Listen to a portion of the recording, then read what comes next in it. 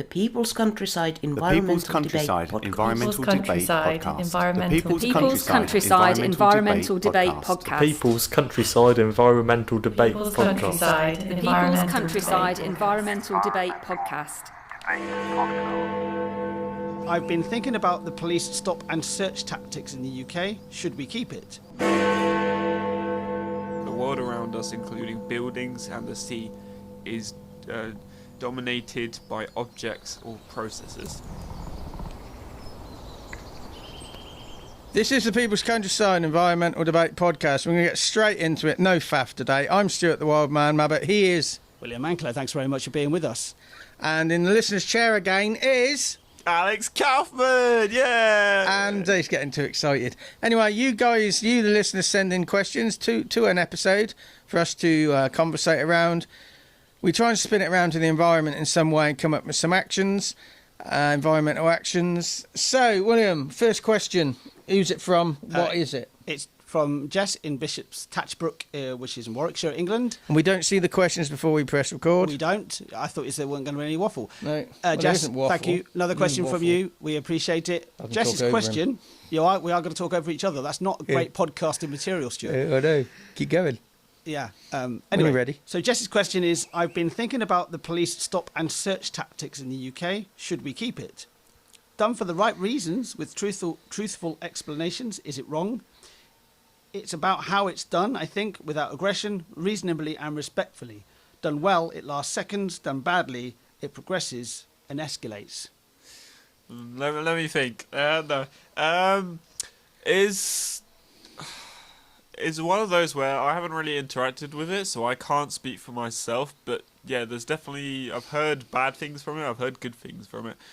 So that kind of statement of when it's done right, it's when it's done well, it lasts seconds. Done badly, it progresses and escalates. I think that's definitely a good analysis of it from someone who hasn't really experienced it, but from someone who's heard about it and all. Yeah, I've never experienced it per se, though I was once stopped by the police. The first time I ever drove a car on my own, I was stopped by the police. And that you could have actually said that was a stop and search, but it was just a stop. They maybe thought I was somebody else. But it really comes down, I think, to the individual police officer's experience and attitude going into that stop and search, and how it will then escalate, I think. Yeah, I mean, to be fair, the police and authorities, they have to stereotype in a way. They have to look. We're looking for this type of person. We're looking for this person. This person looks the type. And often they say they over focus on black people.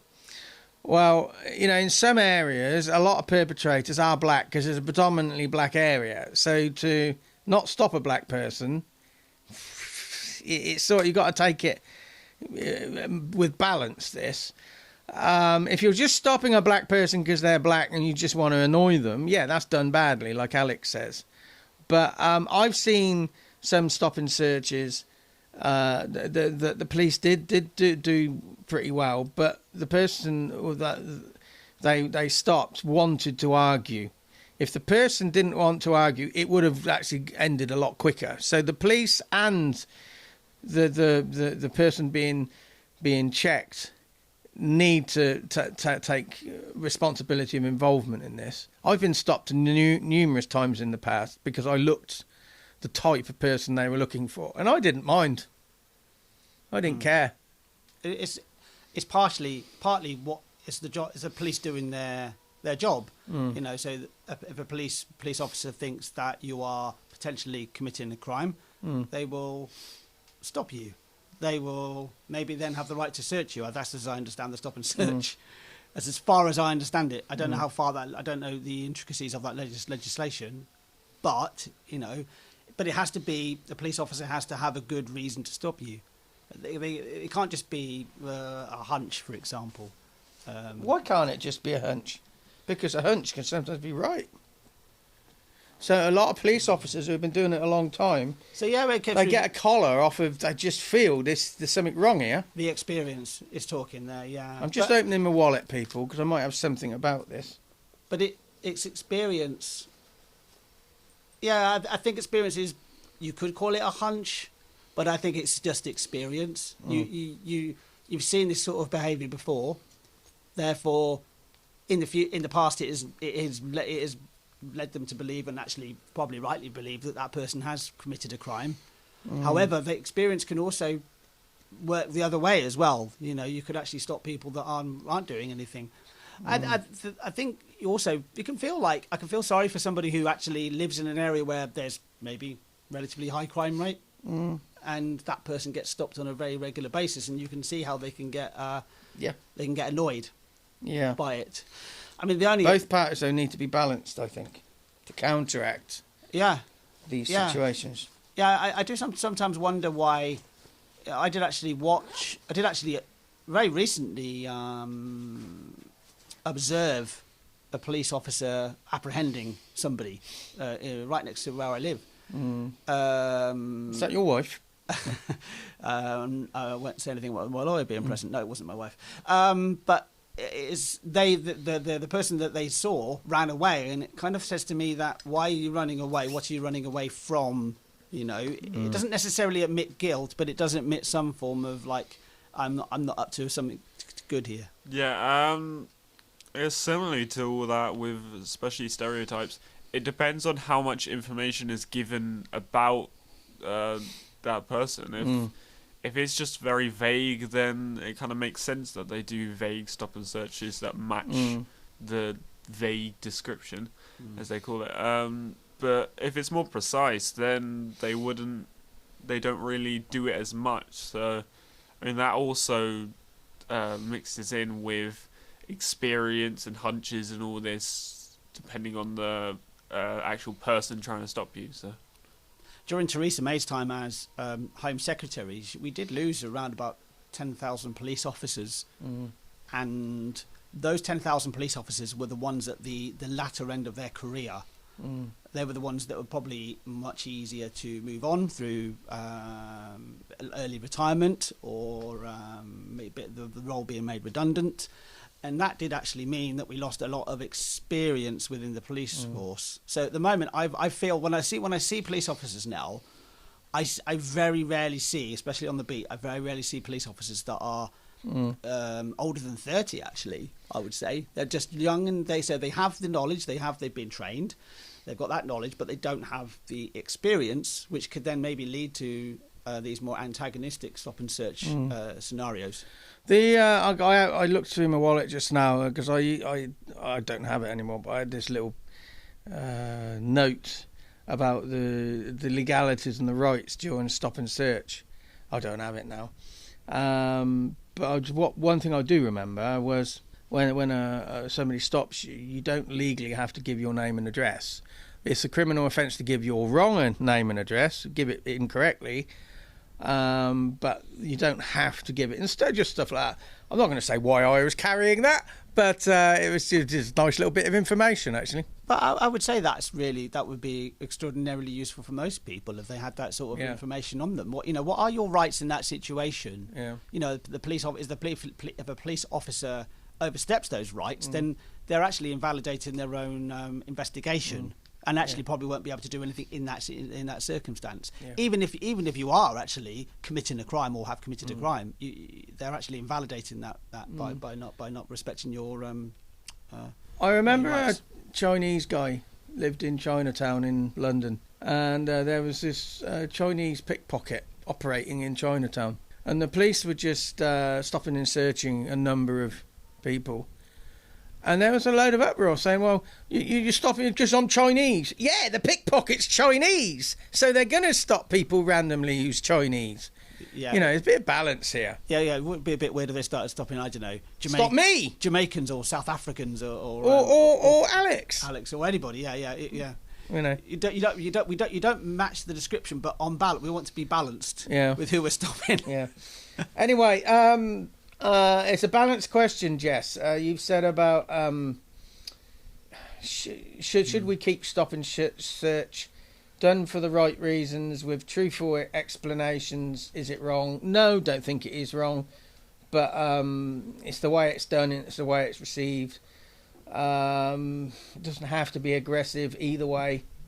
So an environmental action. Simply for me, balance.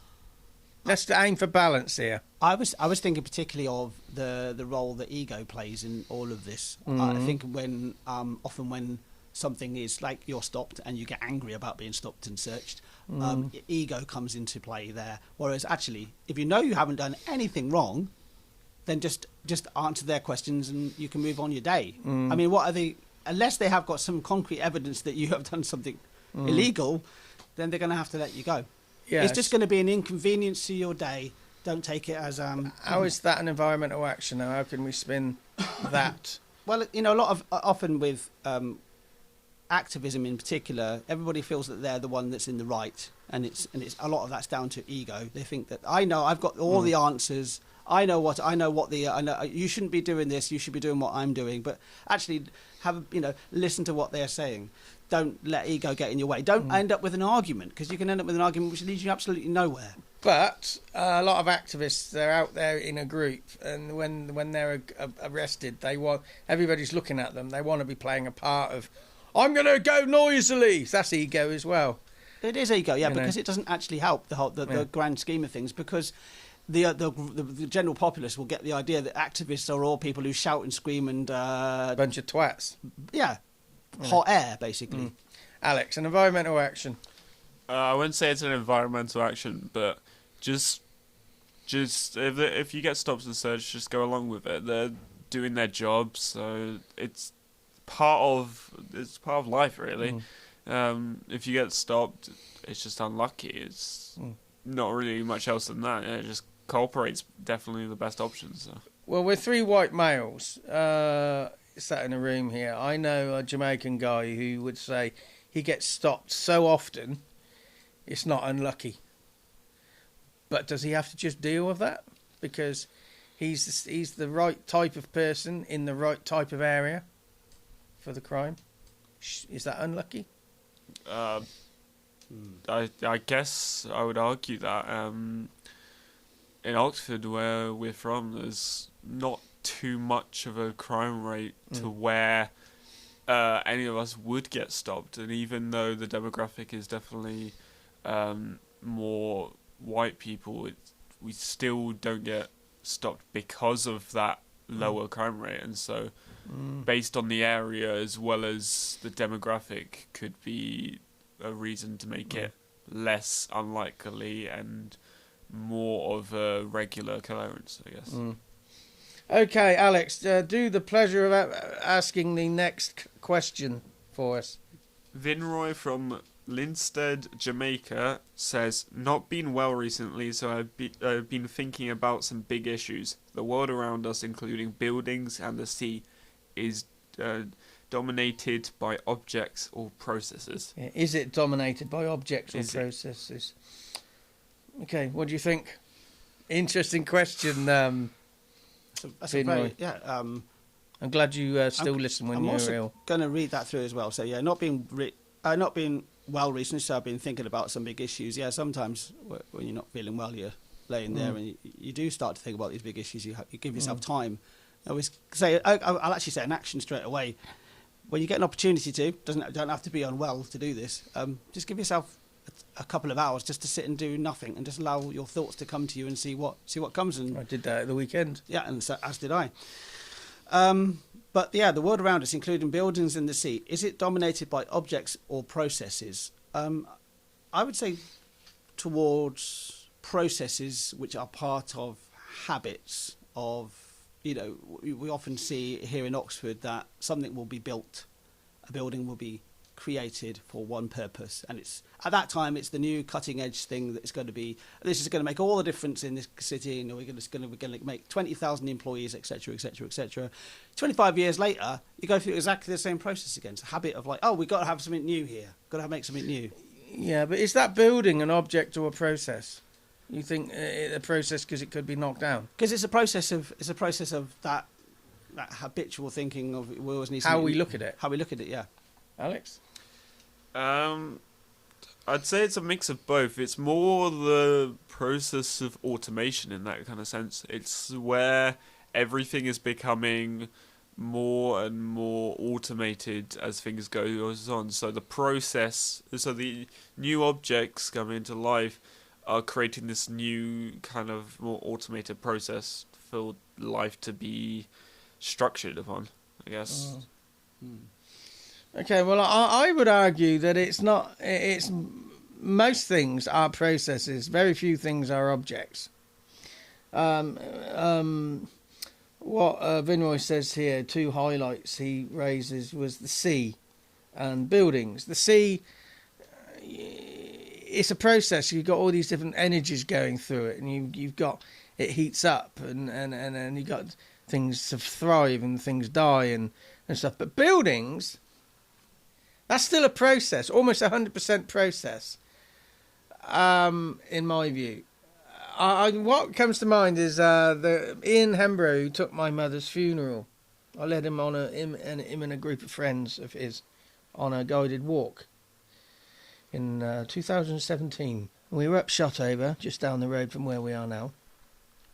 And we were looking down we're at top of a hill, looking down across. You had Oxford in the foreground, and you had countryside, and you had the towers of Didcot power station in them days. And somebody said, "Oh, it's a great view, but you know, in the foreground here, you've got Unipart and the BMW car factory, and it's just ruining the view." And Ian Hembrough said, "Well, everybody here knows my view on," because he was a humanist, my view on the world. He said, "We might see that building now as an annoyance, but if man died out, that building would still be there, but it would deteriorate. So it's a process of deterioration." And also, I sat and thought about that afterwards, and almost everything that we make, or everything that exists around us, is made from natural products, plastic or whatever. That comes from oil. But everything's in a process of deterioration, fading away and getting older and breaking down and rotting or whatever. Mm-hmm. So it's a process. I look at this bungalow we're in now. It's a process of deterioration. So what you guys are sort of saying is the reason it was put there maybe is the process of our society and our thinking. But I'm looking at it as, okay, look at it as a substance. If it's deteriorating, it has to be a process, of going back to its original form or whatever. But I find it very hard to see anything as an object, because there are processes behind almost every object.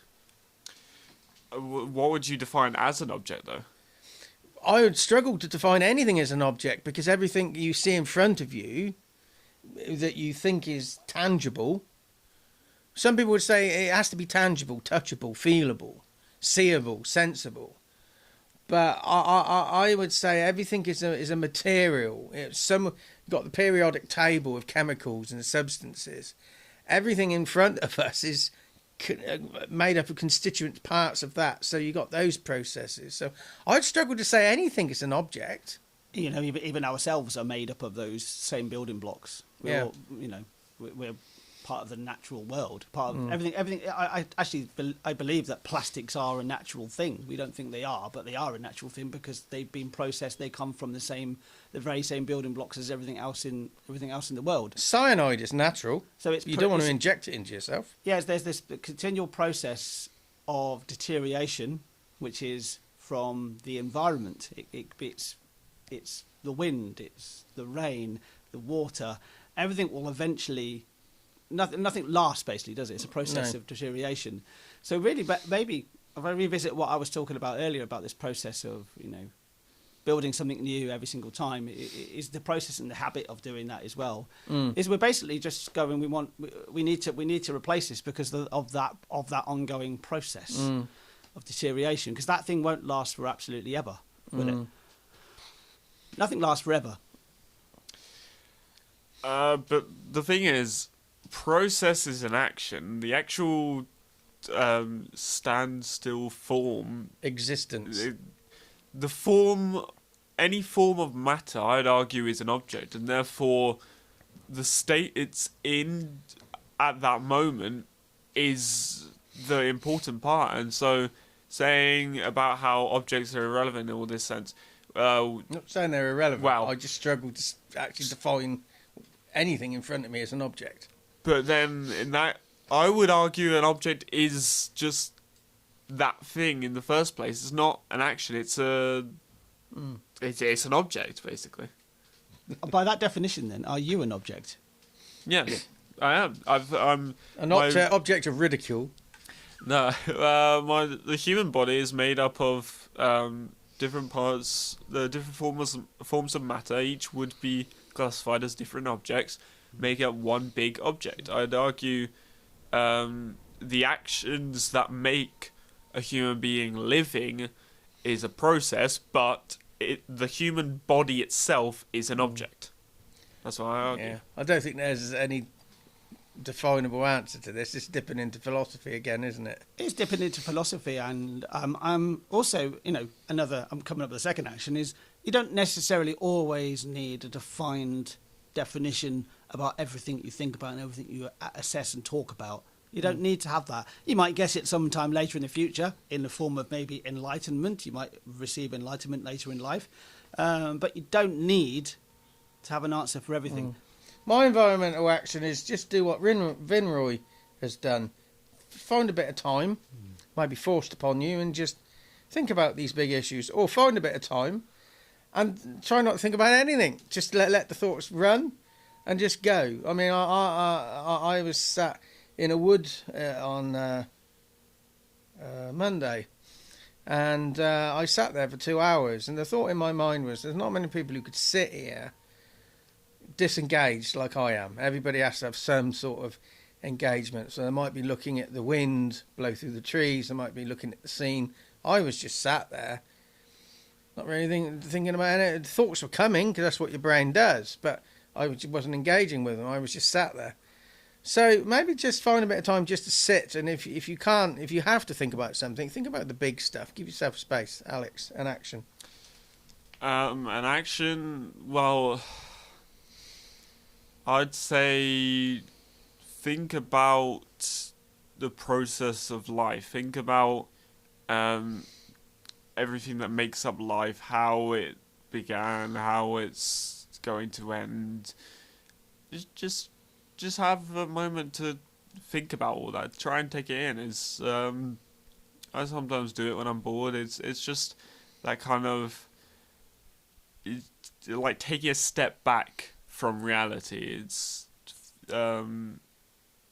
it's that feeling in which you're not entirely sure, but like how William and Stuart were saying about how the definition of both object and process are very they're kind of situational. There's no fine line with the definition. Similar to that, there's no fine line with what anything means in life, and therefore is just have a think and yeah. So the next episode, we've got 2 returning listeners. I'm pretty sure they're returning. You've got Unity from Paddock Wood, Kent in England. I know she's been on. Yeah, she has, yeah. And Bryce from Crieff in Scotland. I'm sure Bryce has been on before. They have sent another question in. Yes, I remember. Not just Bryce is an uncommon name that I've not come across before, and Crieff as well. Another name that sticks, and Unity also sticks out to me.